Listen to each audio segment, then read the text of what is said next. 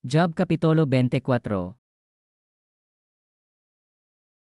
Nganong wala man magtagal ang Dios og panahon alang sa paghukom, ug adlaw sa hustisya alang niadtong nag-alagad kanya, balhinon sa mga tawo ang mga utlanan aron pagpanag-iyag dugang nga yuta. Mangawat silag mga karnero, ug itipon sa ilang mga panon, mangawat silag mga asno nga ila sa mga ilo, ug kuhaon ang baka sa biyuda, hangtod kabayran niya ang iyang mga utang, gihikawan nila ang mga kabos sa ilang mga katungod, ug gipugos nila ang mga timawa sa paglayas og sa pagtago-tago, busa ang mga kabos, sama sa ihalas nga mga asno, nangitag pagkaon sa ugang kamingawan, wala gayoy laing dapit nga kapangitaag pagkaon alang sa ilang mga anak, mangani sila sa kaumahan nga dili ila.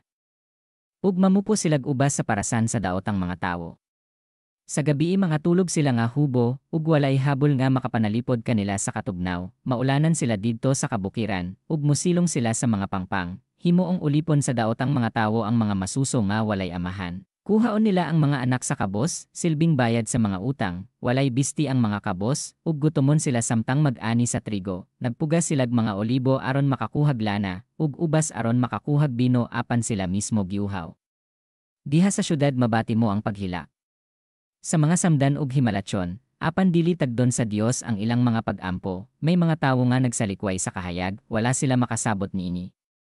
Publikayan nila ang agianan niini. Pagkakaadlawon ang mamumuno mulakaw aron pagpamatay sa mga kabos, ug manulis sila ini kagabi. Ang mananapaw usab nagpaabot sa pagkakilom-kilom og magtago sila aron dili hikitan sa panahon sa kagabhion. Ang mga kawatan mulungkab sa kabalayan, apan sa adlaw manago sila ug mulikay sa kahayag. Mahadlok sila sa kahayag sa adlaw, apan wala sila'y kahadlok sa kangitngit.